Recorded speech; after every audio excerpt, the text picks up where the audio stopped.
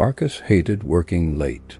The Willer building was ancient 14 floors, flickering lights and elevators that creaked like something was breathing inside the walls. At 2:12 a.m., the silence in the building felt like it had weight. He packed up, slung his bag over his shoulder, and took the elevator down. The screen above the button flickered as the elevator arrived. It opened slowly, empty. He stepped inside and pressed G for ground. Just as the doors began to close, a hand reached in. A woman entered. She wore a gray hoodie. Her head was down. She didn't speak or make eye contact. Just walked in and turned around facing the wall, not the doors. Marcus gave her a quick glance. Something about her made his stomach twist, but he stayed quiet.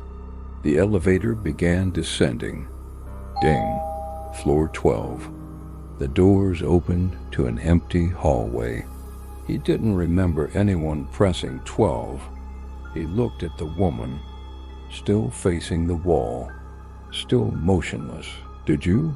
he began, but stopped. Her body was rigid, unnatural.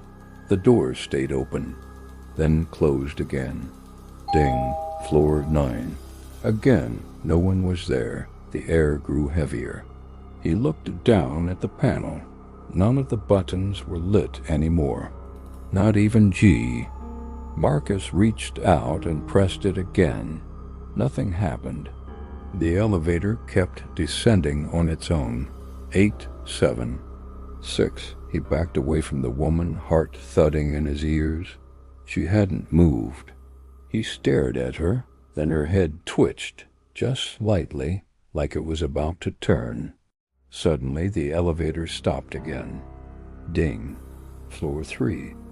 The lights above flickered. Then she turned. Just her head. Her face was pale, hollow, eyes solid white, and a smile wide stretched, unnatural. Her lips parted. "This is where you get off." Marcus slammed the emergency button. No sound. He pounded the control panel, pressed every floor. Nothing worked. Then darkness. The elevator jolted like it had dropped through the floor. When the red emergency light flickered on, she was gone.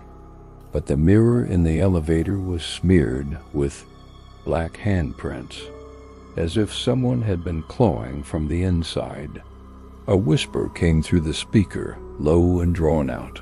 Going down, the numbers returned on the display. -1, -2, 3. Marcus screamed, gripping the walls as the elevator shook. It stopped. No number now, just a red dash.